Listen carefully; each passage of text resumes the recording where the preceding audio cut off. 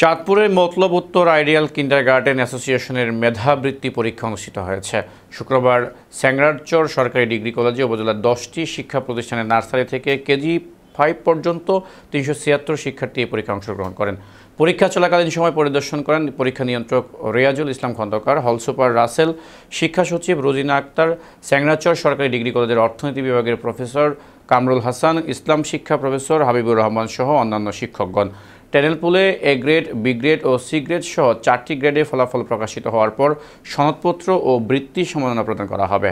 পরীক্ষা নিয়ন্ত্রক রিয়াজুল ইসলাম খন্দকার বলেন, এই পরীক্ষা সম্পন্ন করার জন্য প্রশাসন, স্থানীয় গণ্যমান্য ব্যক্তিবর্গ এবং কিন্ডারগার্টেন স্কুলের প্রধানরা সহযোগিতা করেছেন। এজন্য সকলকে ধন্যবাদ জানাই।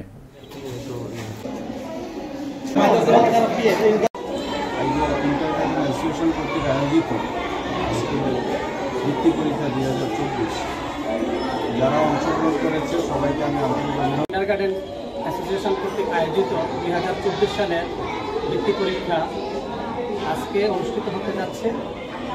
বাচ্চারা খুব প্রাণবন্ত অবস্থায় পরীক্ষা দিচ্ছে। মেধা বিকাশের জন্য আমরা নার্সারি থেকে 5ম শ্রেণী পর্যন্ত এই বৃত্তির আয়োজন করে থাকি। সেই ব্যবস্থায় আমরা একটু ভূমিকা রাখছি।